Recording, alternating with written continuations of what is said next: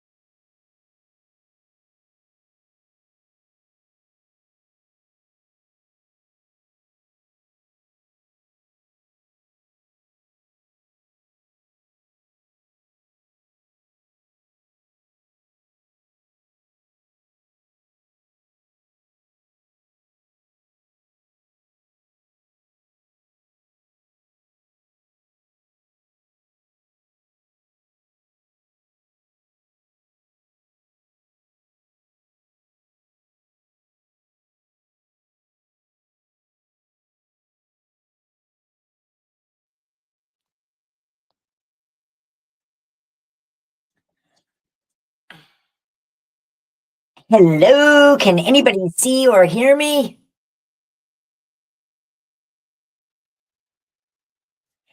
I've got my cell phone here and I'm sure it's not ideal and we have probably lost Brad. Laurie, yes, 5:35. That's a yes, so you can hear me. And Brad has entered the studio. Okay, very good. So I'm going to be able to do this. I just got to find some place to set my phone. Um, there's and yay, Sandy, I made it. Hi Bonnie, welcome. There's no echo, is there? No echo, right? Um, so okay. All right. Well, that is kind of what happens when you do a live stream. You have to be prepared for those technical difficulties. And all things considered, I have to pat myself on the back for not panicking. Fine, there's no internet on my computer. My cell phone is a hotspot or whatever they call it. I don't even know what the word or term for it is, but you know the drill. I can use my phone. So here I am, and we do have a great guest with us tonight, Brad, but Lisa, thank you. And I'm glad I sound okay. Good, because like I said, I am doing this from my cell phone. Thank you, everybody, for your patience. I really appreciate it. As I said, we do have a guest tonight, Brad, and I was telling him earlier that Gals has the best fans. You guys rock. So, but before I introduce Brad tonight, our special guest that we're going to have a chat with, I do want to get some of my regular housekeeping done. Kathy and Will are in the house. Well, everything is status quo. All my peeps are here. Let's do it. Welcome to Gals, Ghosts, and Ladies Saturday Night Live Stream. Thank you for watching on Facebook and YouTube Live. And if you're watching at a later date, I appreciate that as well. As always, I do have to ask you to please like, share, subscribe, all that fun stuff. It does help my algorithm. I am trying to kind of build something here. Brad, I hope you can see the comments. Sybil is welcoming you. Oops, that's my bad there, knocking my cell phone over. Again, we are rolling with the punches tonight. There we go. So yeah, coming at you live from Lizzie Lou Studio, which is my happy place, as so many of you know, called Lizzie Lou after my cousin Rochelle. Her middle name is Elizabeth, and my middle name is Louise, and the studio is named after the two of us. So yeah, that's where I'm coming from. And oh, it looks like that banner is going to stay up all night because from doing this on my cell phone, I don't even know how to get rid of it. So you're going to have to bear with me on that because I don't know how to use StreamYard from my cell phone. I'm usually sitting at my computer doing it. Anyways, I am new to live streaming, but like I said, I kind of rolled with the punches tonight, give myself a pat on the back. I keep telling you there are some big changes coming soon to Gals, Ghosts, and Ladies, and please be patient. I promise shortly I will be able to tell you about some of those changes that are coming. I want everybody to get comfortable tonight. Pour a cup of coffee, crack a cold beer, whatever floats your boat tonight. This is what I'm drinking, this body armor stuff. And no, they're not paying me, but I love this stuff. And that's what I have in here. Or pour a glass of wine, wrap yourself up in a warm blanket, get cozy and comfortable. I do want to remind you that this is a 420 friendly space. Smoke them if you got them. I know I did. And usually I like to say that this is an 18 plus space because we do talk about some disturbing content. But I think that tonight we'll call it kind of PG-13. So Brad, if your family wants to listen, I'll promise not to swear, or I'll try not to swear. And also because we're going to be chatting with Brad, we're not like talking about like, ex murders and that kind of thing. So I think we'll keep it PG-13. Usually it's 18 plus, but we'll keep it PG-13. And always want to give a shout out to Ladybug Pest Control, my day job, because as you know, live streaming is my hobby. And if you are going to have a hobby, you've got to have a good day job. So shout out to Ladybug. Thank you very much. I'm hoping that everybody is doing well tonight. Looking out the studio window here, it looks like it got dark out. But wherever you guys are, it snowed all day long here, all day, never stopped, sometimes heavier than others. I think we ended up with like 6 more inches of snow and had to clean the car off, and what a pain in the neck. Oh, hi, Sue and Lisa. Yep, Lisa, I know what you're drinking there. So yeah, everybody just get comfortable. Do whatever floats your boat tonight. So let's see. I also wanted to say, you guys know me. I'm usually kind of a research geek. I didn't do a lot of research tonight because the questions that I asked Brad, I want to hear from Brad. So I'm really looking forward to the conversation. Any rain, right? Not bad, except for the howling wind and loss of internet connection on my computer, ergo the cell phone. So, Sue, you're driving to Gardner? Are you going where I think you're going? If you're going to Gardner, must be Brad. You know what's in Gardner. So, I do want to say, let me see. I want to throw one more thing out there. I've got my raffle bag here. You guys know that I am raffling off a creepy doll head REM pod, and I will be raffling it off on April 25th. Many of you have been entered, and you've been entered many times, but anybody who comments tonight will get another entry into the raffle. You won't get an entry for every comment, but everybody who comments will get another entry. So that is to win the creepy doll head REM pod. And if you've seen the graphic of it, if I were on my computer, I would show it to you. It's really creepy. It's cool. And I'm really looking forward to somebody winning it. And I also have one for myself too. I haven't used it yet. I'm really looking forward to it. So I'm really excited about having a winner to that in April. So I will keep putting everybody's name in there, and this bag is just getting fuller and fuller, and that's really exciting. So some of you have been entered multiple times, some of you only once, but that's all right. Just keep commenting every time you tune in, and I'll make sure that you get in there. And Sue, I see that I know where Sue is heading. I'll let her put it in the comments. I won't let the cat out of the bag. Oh, and there went the internet again. So, all right, guys. Well, it looks like the internet is going to keep going in and out. So this is what I'm going to do. I'm going to try to figure out how to bring Brad on stage, and let's get this party started while I am still on stage. Let's see. So, Brad, you've got to be there somewhere. There, let's see.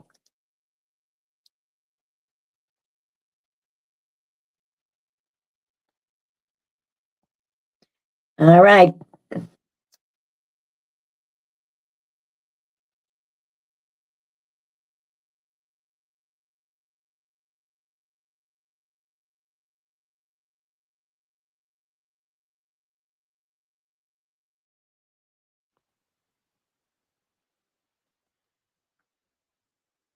I think I had to re-invite Brad because of the lost connection. Brad has entered the studio and heading to the stage now. I'm holding my breath with anticipation. It says Bradford. I don't see Bradford. And I'm hoping his internet connection is okay.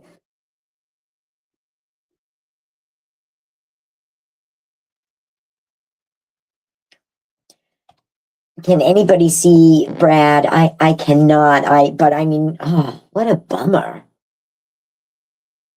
We will definitely reschedule this if we are not successful.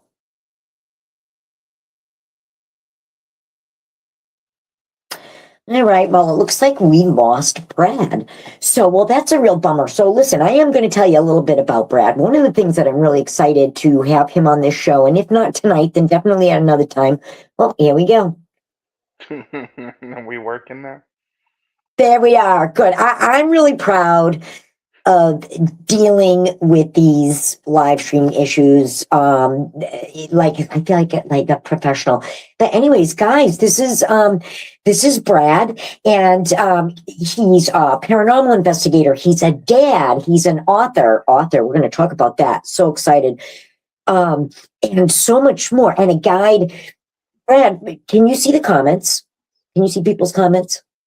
Not in this Well, anymore. okay. Well, we do have a commenter and a good friend of mine, and was she with us last time? Yeah, I think so.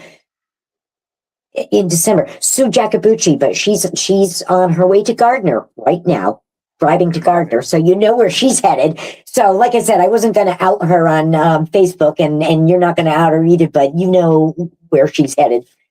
So, so anyway, so yeah, so welcome to Brad, and we're definitely going to talk about his book. I started mentioning that when we had lost him, but now that he's back, I want to start with some basics because I only know you from you were a tour guide at Paranormal Investigation. We'll get to that in a few minutes.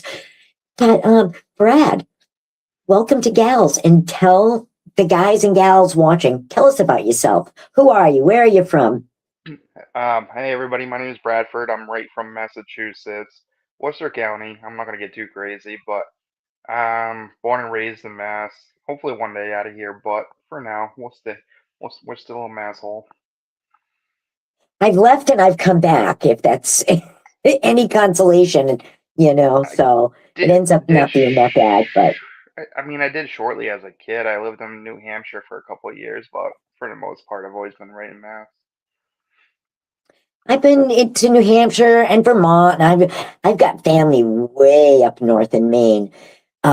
But so I'll take Massachusetts, and I'm originally from Connecticut. So you are originally from here. You're a New Englander? Born and raised. Okay. Okay, very good. And would you, without, you don't have to give away your age, what's your age range? I'm in I the over just 60 club. I just turned 39 last month. Oh, happy birthday. Happy birthday. Good for 87. you. You were born in 87? Oh, yeah. Yeah, happy birthday. Oh, that's cool. That's cool. So a Massachusetts guy. I think that, you know what I want to ask you? I want to ask you, what came first for you, the chicken or the egg? Paranormal investigating or writing about the paranormal. And again, we're going to talk more about Brad's book as we go on, but which came first for you, and how did you get interested in either or and both? Tell us. So I grew up just loving being creative, I guess. Like it wasn't just writing, it was drawing. I always loved it. Like but like I had notebooks full of like song lyrics, poetry, short stories, but I never did anything. It was just more for personal collection, just to get feelings out. And then, but as I grew up, I kind of drew away from it. And so when it comes to writing about the paranormal, technically investigating came first because I've been investigating for about 6 years now, and I just started writing about 3 years ago. Paranormal wise, ghost stories. What I find interesting is that I think if you look at some of the kind of the big creative minds, is you'll find that people kept journals of thoughts and snippets of ideas, and even I don't know about you, but for me, even if I don't like refer back to something I wrote down, the act of writing it down will make me remember it, you know. So, but I think I like that. A lot of creative minds do that. Artistic people who are artists keep even like sketch journals and those kind of things. So, as you kept at your journals, how did you utilize them? The journals. I don't have anything from when I grew up anymore. It's all gone. I don't even know where it is. Are you sorry, or is it like, yeah, nah, it doesn't matter? No, like I had a lot of cool stuff in there. Like if I had any kind of music talent, I'd probably would find a way to use a lot of the quote unquote songs I wrote growing up. Oh, wow. Wow. So do you write poetry at all? I used to, like heavily, like that's all I had ever write, but not anymore. So now, let me see if, so, all right, now I want to introduce Brad's book in a second. I want to tell you guys a couple things. I have a collection of some really cool books from some local authors, and even one of them I'm in. Which one? One of Monique's books. I'm in a picture in this book. I was there that night. I love that But place. these were all like live stuff, and but I've got, like autographs and stuff. But I'm really looking forward to your book, Brad, because your book is a fiction. It's a novel, correct? Yeah, it's almost 70,000 words, so by definition, it could be considered novel length. Okay, so I'm looking forward to adding that to my library. Let me see if I can pull up a graphic of it. I don't know if I can or not. Uh, Um, I actually just got my author copies in. oh, really? So, because listen, you guys and gals that are watching, Brad is going to tell us where we can get this book, and I plan on ordering one within when I the next month or so, and then when I see you in person again, you can sign it for me. Um, but let's see. All right. Well, Brad's holding it up. All right. Tell us about it. What do you got? It looks very, very intriguing and very exciting. So, true story.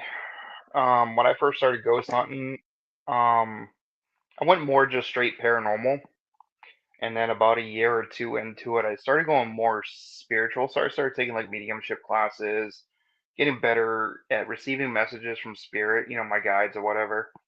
And my prior job, I was a septic hauler, so I'd pump septic tanks. And so I was outside a lot, which It's a tough being out, job.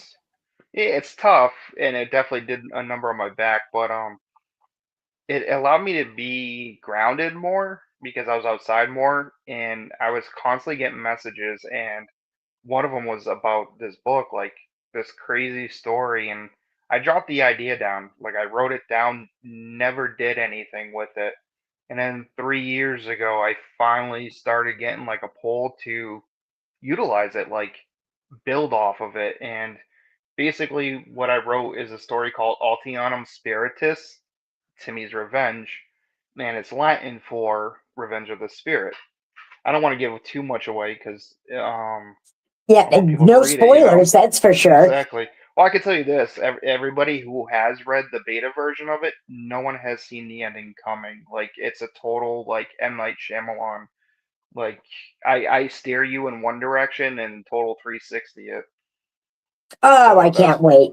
I can't wait. Show us the cover again. so this is the hardcover version. I like it because it kind of makes it more look like a poster. That's the front cover. Ah. And then the back cover. It's We're pretty plagued thick, with as you can see. difficulties tonight, but Yeah, oh yeah. Butterfingers. It's I kind of wrote some of it in paragraphs and then some of it kind of more like a script because basically I did something I wish a lot of other writers would do, like give you what you need to build the story, but leave a bunch of it open for interpretation at the same time. Like I Mhm. give you ages, I give you names, but I don't tell you if they're like the skin color. I don't tell you the ethnicity. So if someone ever makes this into a movie or a show, people aren't fighting like, hey, this character was black in the book, but now he's white, or vice versa. So Oh, I love it. it's very open to your imagination, what you want the character to look like, kind of, which I really like. I put a lot into it, Hmm. but at the same time, I left it very subtle. That sounds amazing, and I'm going to look for that when I read it. I'm going to look for it. Can you tell us anything about the plot without giving too much away? So, Timmy, I we mean, the know it's about base Timmy's revenge. Timmy is a kid, and he dies due to people. I made up an social media thing myself for the book. I didn't want any big social media companies coming after me, so I made my own. It's called Instatalk, which was Instagram and TikTok just thrown together. Like I just combined the two, and Hmm. there's a trend. There's a very trendy video going around, and they want to recreate it. And in doing so, one of the kids dies, and then it goes from there. Oh, it sounds very timely. It's more modern without going like too crazy. Well, it like I said, it sounds very timely, and I think that there's some real fear in that kind of stuff, you know. Um, I did a thing on Slender Man, and man, that was all about internet and viral, and that was about the internet, and that's so your story really really intrigues me. So when is it going to be released, and where can we get it? The official launch date is March 20th, and as of right now, you can pre-order ebook on Amazon. But because I'm doing this for my first time, this is my first ever book. Okay. Um, I don't have a publisher or anything, and from what there is this publisher called Instagram or something like that that a lot of people use, but I've read a lot of bad reviews, so I didn't want a middleman, so I just went straight through Amazon. So March 20th, that day, paperback and hardcover will be available as well. Oh, okay. So I can order it from Amazon. So Amazon directly, that's the only way as of right now. I'm hoping like Okay. one day to get it so I can have it like Barnes and Noble, other stuff like that. But for Okay. Okay. now, just to get my feet wet, it's gonna be strictly Amazon. Amazon is great exposure, Brad, and you know it. And everybody. There you go. Will is going to be reading it. You know, so there's a comment here from Foggy Woods One. Let's see if I can put that on the screen. Show on stage. So Bradford, Will is Foggy Woods One is Will, and that is my brother-in-law, Oh, thank and you. he was with me at SK Pierce Mansion when we For met you. Wendy. So you met him. You met Oh, him. He okay. was he was Yeah. a tall guy with beard and kind of quiet, but yeah, you guys chatted. You guys chatted. Yeah. He's my husband's brother, and my husband has no interest in this at all, but I do, and my brother-in-law So, does. So, what I really liked anyways, about this book too, I kind of, like I said, I got this idea via mediumship. Well, it's as I wrote, I would go into like a meditative state, and I would just write for hours, and I couldn't even remember what I wrote myself. So I would always end each chapter with like making it so you need the next one, kind of like a TV show when it ends, and it's like, what the hell? Now I gotta wait till the. So each chapter is gonna be like that as well, but at the same time, because I was in such a meditative state, I'd actually go back and read the book like, holy crap, I just wrote this. Like, so it was a very long back and forth because I'd have to actually reread all the chapters before I could start writing the next one. that is fascinating to me, that process. Have you ever experienced that when you were writing any of your poetry or keeping track of things in your journals? No? No, because when I was writing as a kid, I dealt with like a lot of like family issues, so a lot of that was straightforward, like feelings and just Hmm. letting anger out without putting holes in the wall, basically. More like journaling, Yeah. kind of. Yeah, yeah. Wow. This sounds really really exciting.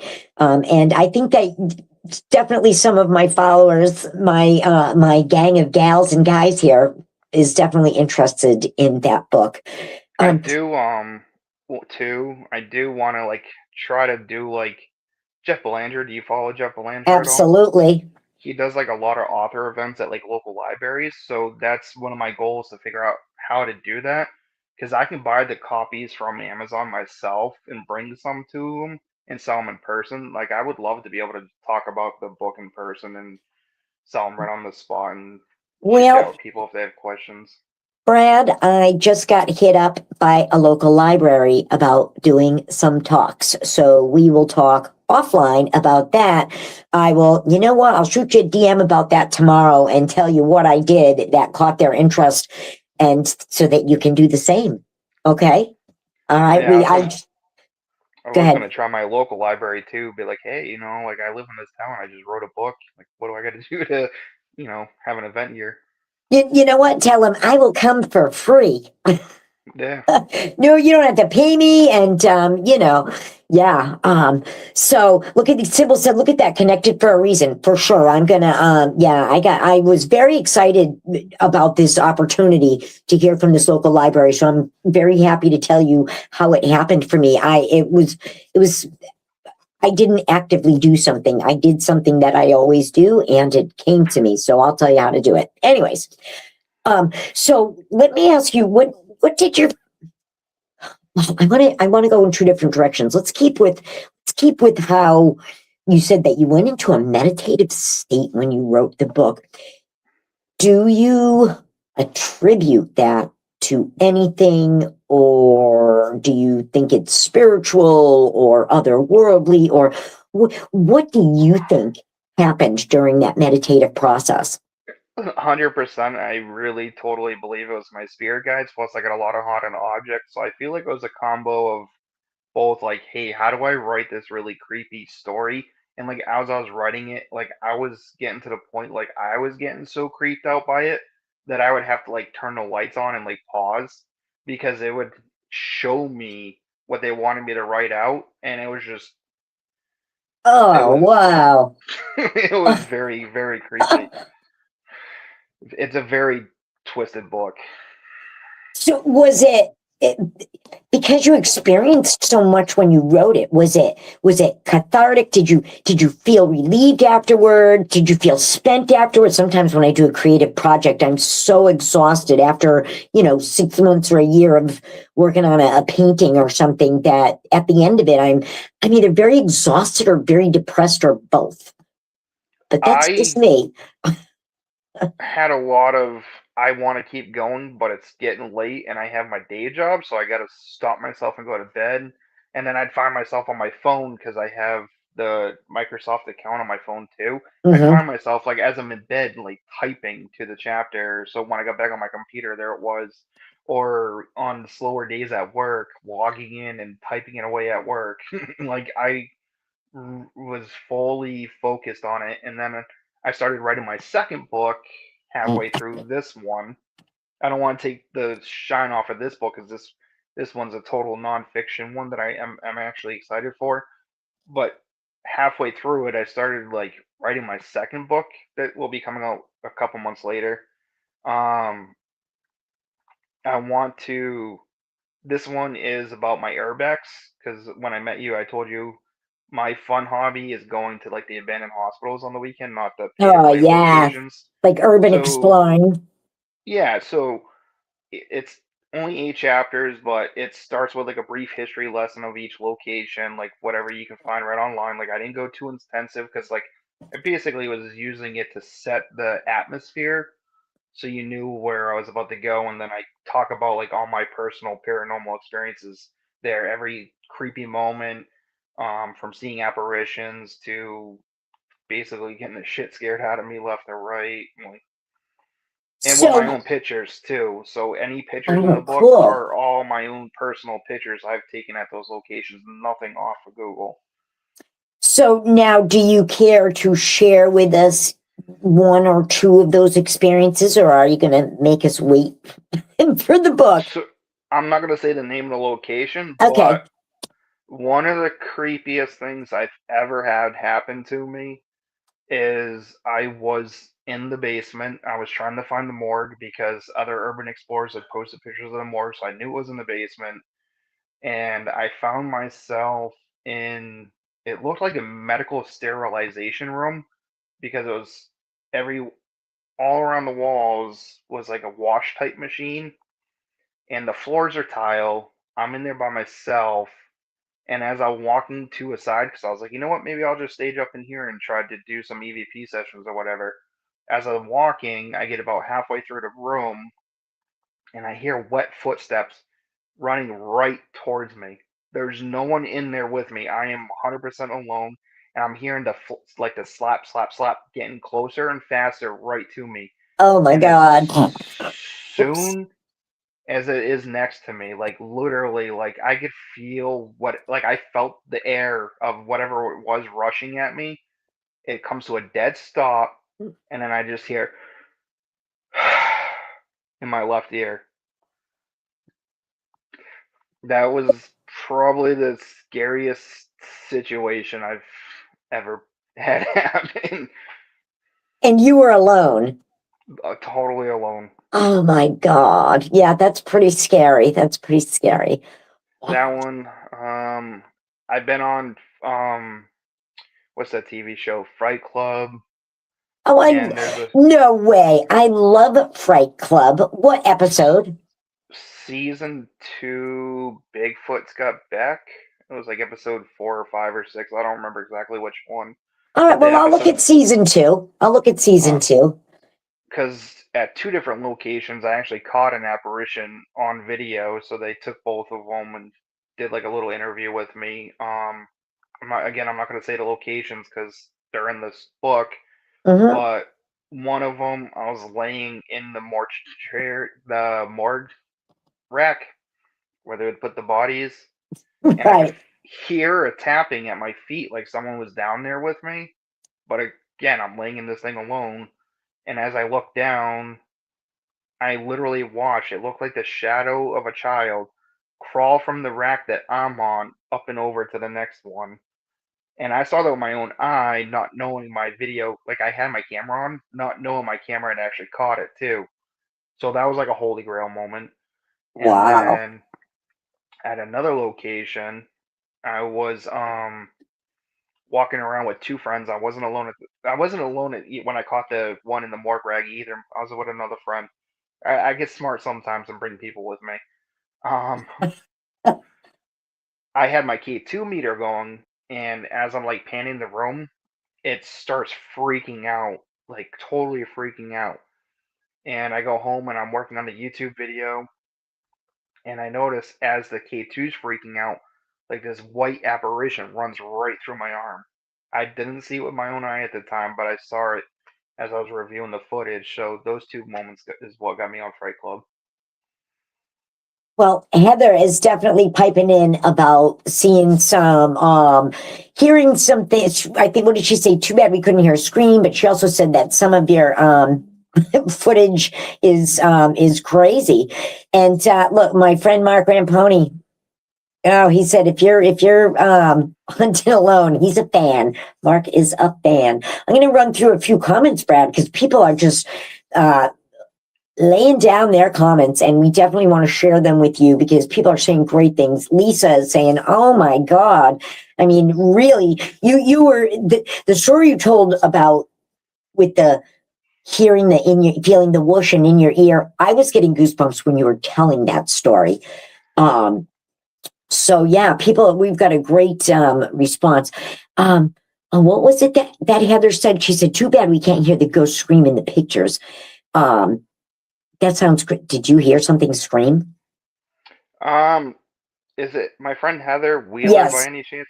She's yes, it talking is. about my scream This. because she's talking about my scream because she, for some reason, finds my screams absolutely hysterical. Okay, it does say ghost scream, so I wasn't outing you on that, and neither was she. So that's on you, Oh, Brad. well, I'm just throwing it out there. Apparently, I got a fantastic scream. So, all right, let's see what else. Sybil had a question for you. Let's see, show on stage. So are a lot of these places from Massachusetts or kind of all over without So for tipping your hand on where everything is? so for the Urbex stuff, the first book, they're all New England. They're all right here, local, like Connecticut, Mass, Rhode Island, New Ooh, Hampshire. I'm from Connecticut. I'd be interested to exchange a few notes with you on that. That's for sure. Offline, of Actually, course. one of my favorite locations is in Connecticut, and that's the one I opened up the book with. That's the one I ended up using for my book covers. Um, Oh, it's the will you first one care to I tell us got what my town? Waterford. Waterford. Okay, I'll I'm say it, from. Seaside Sanitarium. Oh my God, that sounds so exciting. I'm from Bristol, so I've definitely heard of that. Yeah, Seaside Sanitarium was originally a tuberculosis hospital, and then once tuberculosis basically came to an end, they got the cure for it. It turned into an asylum, and then before it closed its doors finally for good, it was a nursing home. Kind of ran the gamut that those kind of buildings ran, didn't it? And then ended up getting closed, and people, oh my God, how many people died in a building like that? And how many people Yeah, passed, you know? there's a few buildings still there. They are fenced off. You can walk the grounds. It's a state park from sunrise to sunset. So if you want to go and see the buildings while they're still standing, I would highly recommend it because they're gorgeous. They're huge, and they are going to tear them down to like make it a complete state park with playgrounds and stuff like that. Yeah, well, we've got people ready to buy this book too. Brad, as Um, Sybil said, this sounds sick. So so tell us my more. my youngest child, Jackson, he's a big. I kind of like gave up on the ghost hunting for about a year or so, but because of him, I got back into it because he was constantly like, "Where's the videos? Where's the pictures?" Because he loves watching my stuff. So I'm actually gonna launch that book on his birthday, which Oh, is in how May. exciting. How So I'm exciting. aiming for May 22nd. I got the PDF done. I got the front and back cover done. I just need the Kindle version. There won't be a hardcover for it because I use colored pictures in it, and because I'm going through Amazon again, not having my own publisher, I have to do like a premium print for hardcovers, which I would have to charge almost $30 for a hardcover, and I just don't find that justifiable. So yeah, that one's going to be ebook and paperback only. Okay. So March 20th for Timmy's Revenge.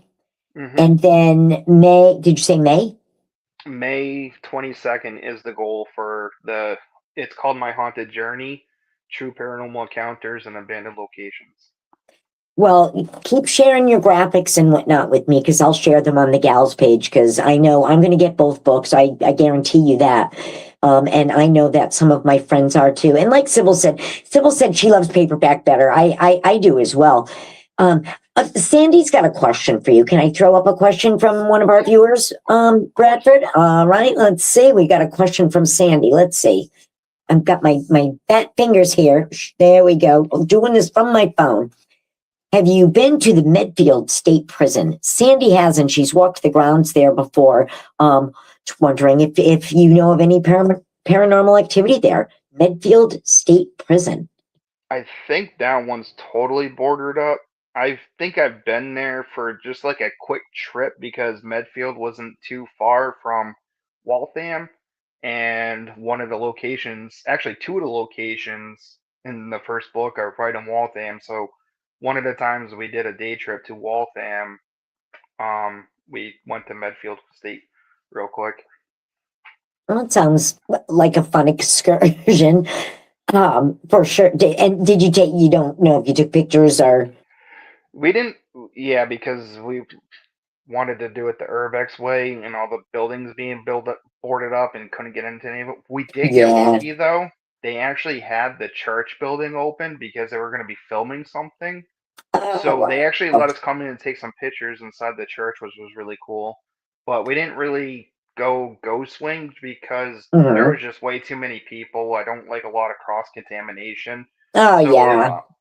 even at like seaside, like state parks, as soon as I notice it starts to get busy, I kind of like stop like doing it because I don't want to confuse like when I'm doing my playbacks. Like, hey, was that an EVP or was that just someone talking while walking their dog? So Yeah. I try to like go when the parks are less busy and leave once they get busier. So I'm usually up really early in the morning going to these places. Can I share a little story with you about EVP? He's. I was at the. I was someplace deep in the heart of Middleborough. I don't want to throw the place out there because people will know the event. So and it was like a celebrity event, and it was a lot of fun. That's the first thing I'm going to say. Had a lot of fun. But we were in this big room, and I'm that girl that films everything in night vision, right? So I'll stand quietly in a corner filming everything, right? And the person leading the activity was in the middle of the room, and we were trying to do some EVP work. Now, this was a very large room, and I was sitting. It was not a church, but it was like two rows of almost like church pews, and my friends were sitting in front. Oh my God, Sybil, you were there, and and I was sitting in, and anyways, across the room, same thing, like two rows of church pews, and the guy leading the activity was in the middle of the room with his voice detector, and everybody was so serious, and I'm filming everything, and it's so quiet, you could hear a pin drop, right? We're doing the EVPs, and the time passes, and I think I'm not sure, I don't think we ended up with anything. I think it would have stuck out to me if we did. But anyways, then I went home, and the next day I plugged all my stuff into my computer, and I start watching, and it's dark, and I'm watching it. I've got night vision, and I'm watching. I've got headphones on, and I'm hearing. Can you hear that? I start hearing this like crunkling noise. What the hell is that? And I turn the volume way up. What is that? I brighten the night vision. I make it bright, take off all the filters. There's somebody in the gallery in the back row on the other side of the room with the bag of potato chips. That's why I don't really do the public events. And that's why, exactly, the cross contamination and, and people whispering and, no, you use your regular voice. So, but that's also how you learn, by going to those things too, but I can totally relate, and I totally understand. And it was just so funny when I saw in that footage, like, oh yeah, bags of potato chips. Otherwise it was a fun night. Um, so when you investigate, do you like to investigate solo usually, or? Solo or like 2 to 3 people in the max, so that way we Mm, can stay together and like someone's doing like EVP sessions while someone's recording, or basically just bare minimum. yeah. Like my friend Heather that's watching. Yep. I had a ghost magnet paranormal YouTube channel. I'm getting away from it, but we were booking locations, just the two of us. Wildwood Sanitarium, Hansdale House, Wilson Castle, Mid Oh, Orange Correctional Facility. those are some Um, really great places to do as a small group. I mean, they're big enough to do as bigger groups, and I love a big group ghost hunt. I love a celebrity event. Monique Too Soon. I had so much fun in December, you know. But I think that when I'm serious about it and I've got all my equipment and things are just right, I want to be with a small group of three, maybe four yeah, and even, when I want the you know real what I mean? adrenaline And even rush, split up. and then when I want the real adrenaline rush, yeah, I'm in these places alone. I've done Norwich State Hospital a bunch of times alone. That is scary as hell. In Connecticut, Uh, right? yep, Yep. yep. I was doing a spirit box session, and all the doors were ripped off this building I'm in. There's literally no doors left, and out of nowhere, it sounded like a metal door slammed shut. I jumped and did a 360 because the slam was behind me, and luckily my body camera caught it all. Like I'm just there talking on the spirit box, and it's like slam, and then I jumped to like look towards it, but there was no door. There was no door there, so I don't know how that happened. Uh, Wow. Another crazy experience, Wilson Castle. Mm-hmm. I was there alone. Um, it was early April, like right before they opened for the season. Um, I was there alone one night, and in the morning it was like 80 degrees, but because it's Vermont in April, come evening time, it's like 50 degrees and raining, so all the mirrors and windows are foggy, and I'm in the music room doing an EVP session. I have my voice recorder going, and in the mantle there's a mirror, and I watched a person walk behind me. I'm there alone. Andy, the caretaker, had to go home take care of his dog for a little bit, and I still have my voice recorder recording. I'm like, I think I just saw someone walk behind me. And then Wow. it like really starts to register in my head, like I'm alone. There was someone just walking behind me, so I stopped my recording, and I'm like looking around, like what the hell?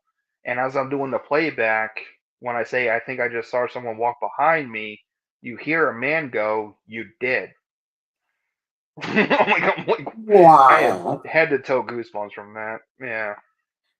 So, one of the questions that you had sent to me was, I think about being a skeptic. So, before I answer about being a skeptic, tell me what makes you believe, and what, I don't know, what in the kind of the common paranormal world that people do or use that you go, oh, that is BS. I do not buy that one bit. So what do you like? Yes, I believe this. And what do you like? No, that's bullshit. Oops, I'm sorry. I wasn't going to swear. Sorry if your kids are watching, Brad. No, that's So, fine. Even if they okay. were, they're used to my mouth. Okay.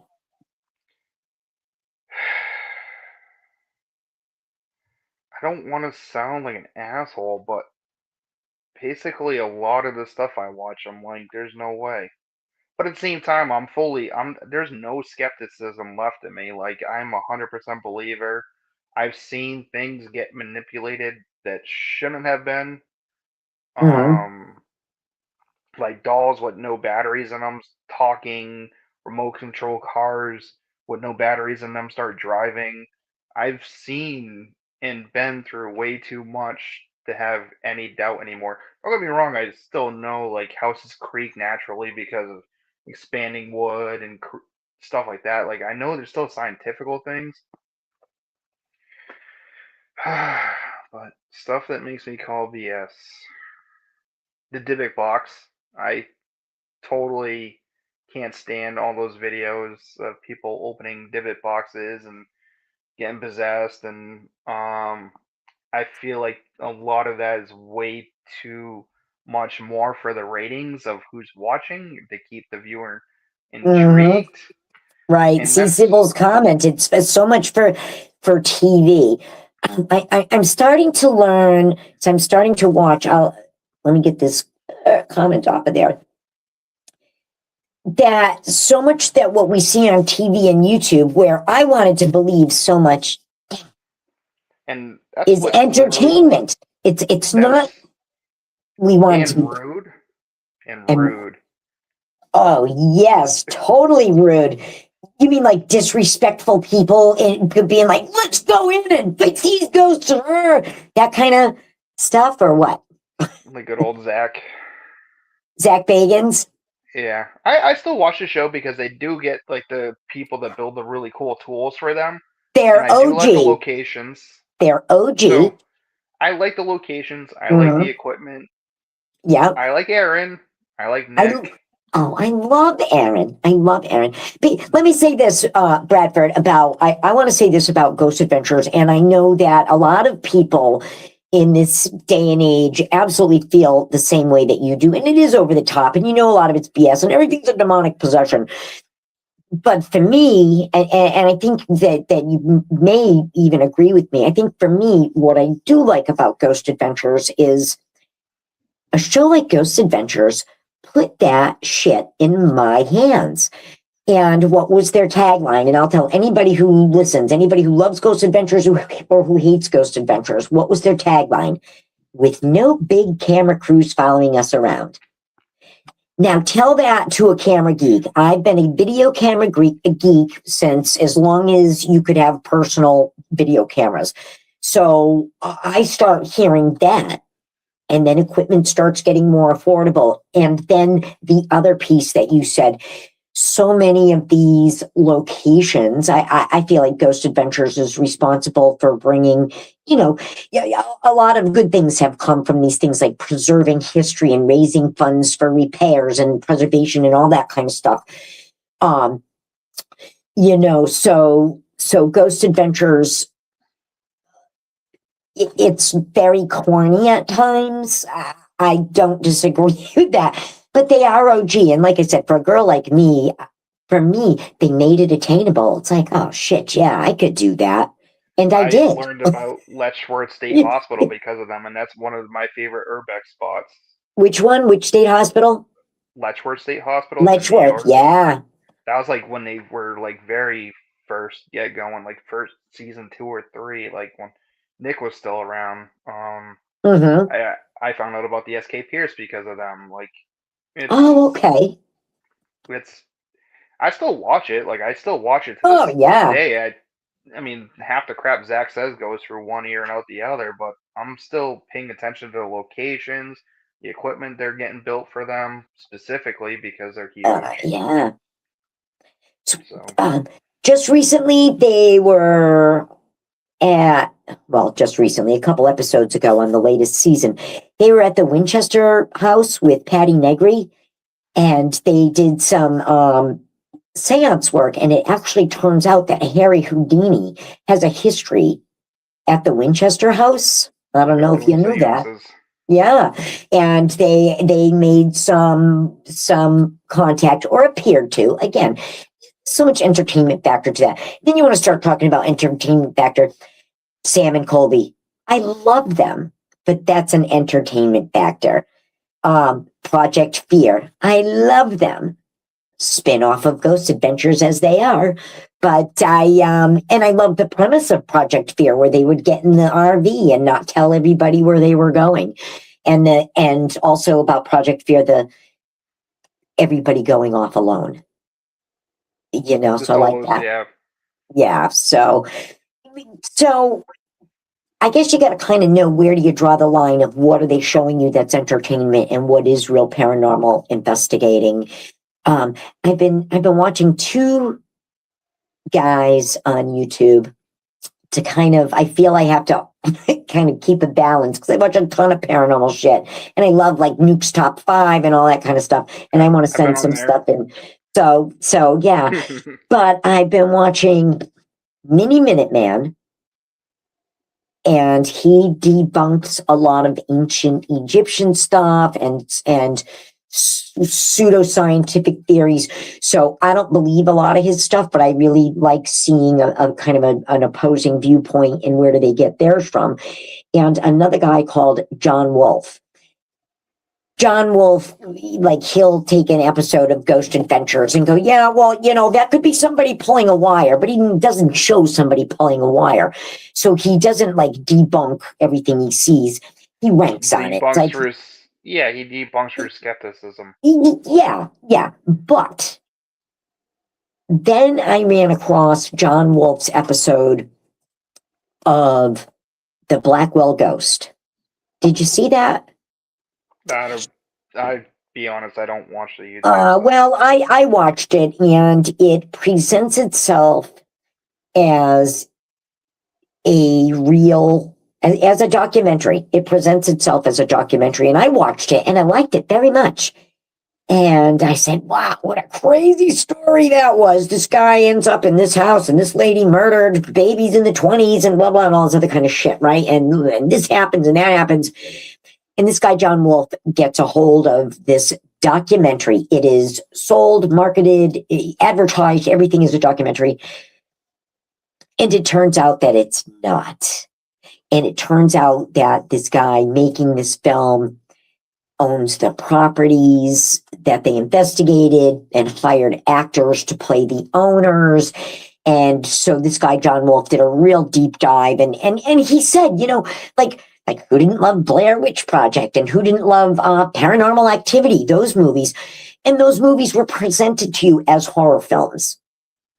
This particular film, The Blackwell Ghost, and then what happens is there goes on to be The Blackwell Ghost 2, The Blackwell Ghost 3, and probably 4, all about this guy investigating other things.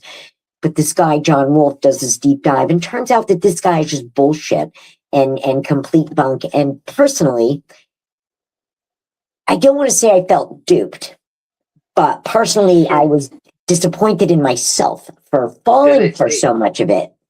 Did they advertise it as being real? Because I know a lot of movies Absolutely will advertise it as a documentary, but if you actually read the full biography of it, it'll say like entertainment. That's exactly it. What this guy does is he pulls up the biographies, and he'll show you side by side Blair Witch Project, is ultimately an entertainment film. And what was the other one I said? Paranormal Activity, ultimately an entertainment film. And found all that information. It is not disclosed anywhere in the Blackwell Ghost. And on investigation, the lady that they said did these murders, she never existed. They said that I don't know, this guy did, I have to admit, he did a really good job on this. The picture of the house, and supposedly he found a picture from the newspaper from the 1930s. Well, you superimpose it over a picture of the house today and the trees haven't grown. It's the same picture. So anyways, I don't want to, harsh anybody's mellow when it comes to what they enjoy for entertainment and paranormal activity. But for myself, knowing what's BS is really important. I have an expression when I do a paranormal investigation, and I like to say, no evidence is evidence, right? If your K2 meter went off all the time and it always flashed twice for no and once for yes, every single time, something's wrong with your K2 meter. Change the battery, do a baseline around the room. No evidence is evidence. When I'm going to go do an investigation, I have a Phasma box. Love my Phasma box. But that Phasma box gets turned on at home, and we're also making sure that the laptop's charged and the audio works. But that thing in certain places just shouldn't be active and shouting stuff out, And so again, you got to run your baselines. No evidence is evidence, in my opinion. I think I'm gonna copyright that phrase, But what are your thoughts on that after I just kind of hijacked your conversation? My buddy likes to crack a joke saying I could walk into a McDonald's and find a ghost. He literally calls me a walking ghost magnet. That's why I came up with a YouTube channel.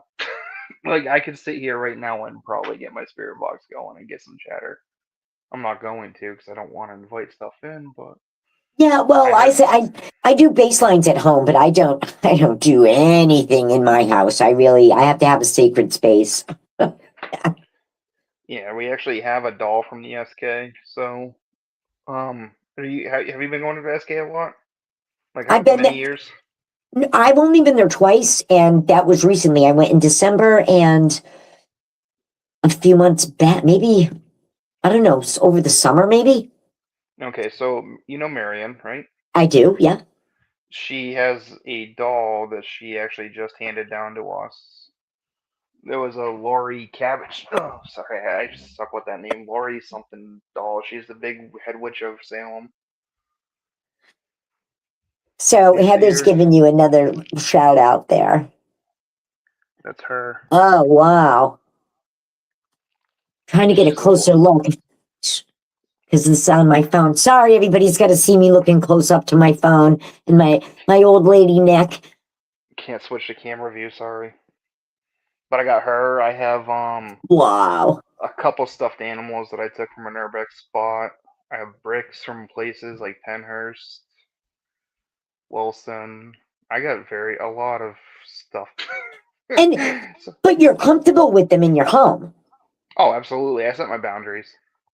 So you act up, I'm pulling up the sage.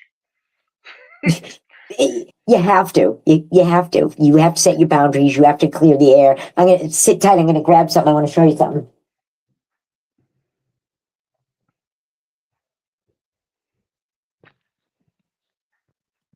Have you ever been to the Peter Oliver house in Middleborough? Yeah. This is Elizabeth. Yeah. She was, all right, Elizabeth, I'll see you in a bit. The main stairway in the front of the house, there was a landing. You'd go up there were like 13 stairs and then a landing and then up the rest of the stairs to the second floor. She was on the landing. Did you get that when they were closing down the house and the town was taking it over? I like the did. Final days, yeah. I did. I got something there at that time too. So I ended up. Did you end up like having something like interact? Is that how you ended up with what you got? And what did you get, if you don't mind sharing? So it was actually Christie's. It's Dr. Seuss the Foot Book, and the reason she let me keep it is because the very last time I investigated there with Heather, I read them the foot book to end the night, and we had the DR60 going. And when we did the playback, there was one part where I'm talking about like the feet stomping or whatever. And on the DR60, there's EVPs, and it sounds like someone stomping their feet. And then at the end of the recording, I say something on along the lines like, "I hope you guys enjoyed the book" or whatever, blah blah blah. And they literally say, "Thank you, Brad." So the second I asked Christy if I could keep I didn't even have to finish the sentence. She knew Oh, why I wanted yeah. that book, so she let me keep it. So I have it in a display with a little my buddy Steve, his thing when he goes to places is he's got these little like clear jars. Here, I'll grab one to show it. He's got these little clear jars. He bought them off Amazon, and they come with labels. And anytime we go to a location, that's his keep. He just fills it with sand from the place, and he writes it down Oh, in his journal. wow. So Wow. this is sand from the basement of the Oliver house, Oh, wow. If and I keep that right with the footbook. anybody, oh, and Heather, let me show this on stage. If anybody knows the Oliver House, that basement, they found human bones down there. They found human bones in that basement, so that dirt's got to be pretty powerful. I have dirt from there, Wilson, Penhurst, Oh, wow. Seaside Sanitarium. That's interesting. That's something I maybe might consider, like you don't want to like take stuff from someplace, but I think that's interesting. The things that you talk about that happened to you at the Peter Oliver House. If anybody's watched any of my other live streams before and heard me talk about the Peter Oliver House, I will tell you that house will talk to you. Snoopy. That's from my location. That's so cool. That's so cool. How does your family feel, Bradford, about having all that stuff around you? Oh, my kids can't get enough of my room. They're always in my room. Cool. Cool. Okay. They won't go with me to places. How old are they? 13 and 9. Well, he'll be turning 9. He's 8. They're 5 years apart. Okay. Oh, Lisa loved the foot book. Lisa's one of my besties, and definitely fan number one of Gals. She loved that book. So, well, my girl Elizabeth, I'll tell you a little story how I ended up with her. I'll show her again because she just deserves to be shown because she's beautiful. I say she's beautiful, but it's funny. I feel like I look like her sometimes, but that's just me. But anyways, it was the first time that happened. I had gone to an event at the Oliver House. It was funny. It was Scott Allen and Stasha Wills. You must know one or the other. But anyways, it was one of their events. And so usually when I do a ghost hunt, my friend Jennifer Holden gave me an ancient Egyptian talisman against negative attachments, and you wear it safety pinned next to your heart. So whenever I go on an investigation, I safety pin it to my bra or my t-shirt or whatever. Inside, nobody can see it. It's next to my heart. So at the Oliver House, before the ghost hunt, they did a gallery readings. That's what Stasha and Scott do. They do readings, and then they did the ghost hunt. So I'm sitting in the back of the room, and Sybil, you were there that night. I wonder if you remember this. I'm sitting in the back corner of the room. I'm a front row girl, but all the seats are taken. So I'm sitting in the back corner of the room, and Stasha from across the room points out across the room, and she says to me, "Are you okay?" And I looked around. I said, "Are you talking to me? Do you mean me?" And she goes, "Yeah, you." She goes, "I'm getting a stabbing pain in my heart. It feels like somebody's stabbing my heart with a safety pin." And I said, and I just kind of pulled my t-shirt down and I said, "Oh, is it because I have a safety pin in my heart?" So anyways, the whole night started out funny. I just thought that was a weird thing for her to pick up on. Anyways, and then Sybil's partner, Evan, he had a great reading from, I think it was Scott. So that's how the night began. It was a very long night.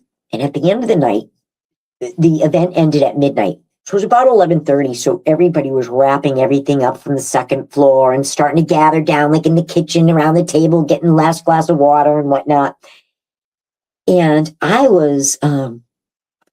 went by myself because I'm my favorite person to ghost hunt with. I went by myself, and I was coming down the stairs and I stopped on the landing and I got shoved right into that picture of Elizabeth. And she is in a glass frame.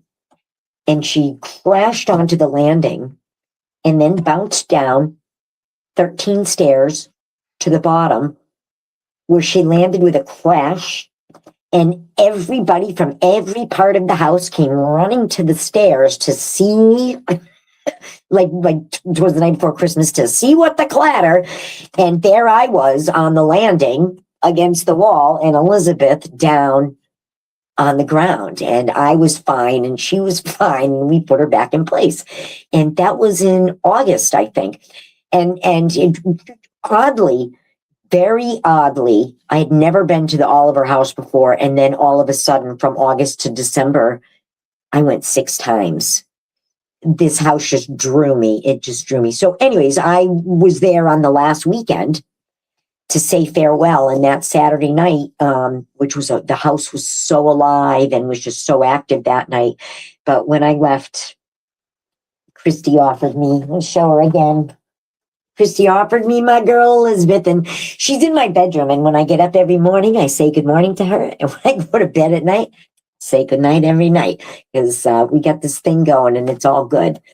So that's my story about how I ended up with an object. So I certainly don't have the collection that you do. But listen, guys, I'm looking at the clock, and we have had a great audience, a steady audience all night long, and it's 6:42, and I've been talking for an hour, and even with our technical difficulties, I just can't thank you, Bradford, enough for, first of all, bearing with my technical difficulties. And there's Christy. Look, I keep going for my mouse. There's Christy. Did she get to hear all the talk about the Oliver house? Christy, I just told a story about the Oliver house and literally just said your name and you just popped up. So I hope you heard it. I hope you're doing good. I miss her. So everybody loves Christy. So I'm so glad that you joined us. Christy, this is what I was just talking about Elizabeth. What Bradford and I were talking about was having different things from different places in our home. And certainly Bradford has a larger collection than I do. But nope what. So Christy didn't hear the story. I told the story, Christy, of how I hit the wall and Elizabeth went crashing down. And then after that, I think what the weird thing was, that was my first night there. Like I was saying, I ended up there 6 times in the next 6 months, and which was very bizarre. One of my favorite places to go. And when you sit quietly in that house talks to you. And we are going there on Valentine's Day. That's going to be so much fun. But anyways, like I said, I am starting to wrap things up. And Brad, I wanted to thank you again, and all our everybody who stayed tuned while we plugged along through those technical difficulties. I'm looking at my computer, and it does have internet now, but that's all right. I think we did fine. So we know that Timmy's Revenge. Can you show us the book again? Timmy's Revenge is going to be released on March 20th. I don't know about you guys, but I am going to get my copy. And when I see you again, Bradford, you are going to sign it for me. I will have it next time I see you. And then the next book, so this book is fictional story, which I love the process of how it was written. Thank you so much for sharing that really personal process. And tell us, what's the name of your nonfiction book that's coming out on May 22nd? Yeah, that's the potential. That's what I'm aiming for, and that's what I want to really try to go for. But it's My Haunted Journey, Part 1, True Paranormal Encounters and Abandoned Locations. All right. Well, I will continue to share Bradford's progress with everybody on my gals page. I expect each and every one of you to purchase one of these books when it becomes available. They're on And Facebook. They could follow my Facebook page. I have the Bradford Scott author page. you heard it, guys. Bradford Scott, author. Follow him on Facebook, and when these books come available, buy them. We'll read them, and we'll do a book club night. That sounds fun. We'll all read them, and then we'll have some discussions about them, or maybe we'll do chapter by chapter. Or Bradford, when they're released, would you please come back and read an excerpt from Timmy's Revenge for us as the author? Oh boy, I'll practice. Okay, all right. Well, That's one thing I don't know why I've always had a hard time reading in front of people. I get you like, because I can read faster than I can process the words, so you I'm a pick an very fast reader. excerpt and I'll read it. You pick the excerpt and I'll read it, but you'll join me, okay? Okay. Okay. I mean, what a great guest. We definitely want to have you back again. Again, I want to thank everybody for watching, and for watching live. And if you watch at a later time, thank you, Mark and Lisa and Sybil and Christy. So nice to see you joining us. And Heather, who joined us. Heather, I hope you start following us on Gals. Sandy always contributes to our live streams. And Laurie, we saw Laurie and Will and Kathy. Let's see. I just want to make sure I don't miss anybody. We got everybody. I think Bonnie jumped on. Hi, Bonnie. Bonnie, we did see Bonnie very early on. Yep. In a comment. So, geez, guys, thank you so much for bearing with us. And I just had such a great night. And Brad, this was not an interview. Thank you for such a fun conversation. And you did a Yeah, great because we didn't. job. I was gonna say we didn't even like get through half the stuff we sent each other that we wanted to talk Ex- about. And that's what I told you. It's a conversation, and we'll definitely have you back again because there is so much more to talk about. But yeah, we've been going for almost an hour and a half, and we've held a steady audience of 10 for an hour and a half. That's a big deal for us. So again, guys, Bradford Scott author on Facebook. And you'll be able to find Timmy's Revenge on Amazon on March 20th. I expect you all to get a copy. We'll all read it. We'll do a book club. And also, I'll read some excerpts next time Brad is a guest. Thank you all for joining. I have no idea how to sign off from my cell phone, so I'm just going to keep on smiling till I sign off. So, again, thank you all for bearing with me through these technical difficulties. Oh, and I hope you liked the background. I picked the library.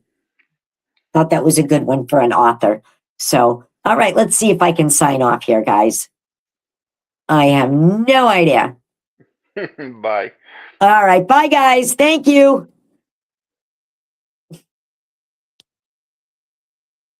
You guys are the best audience ever.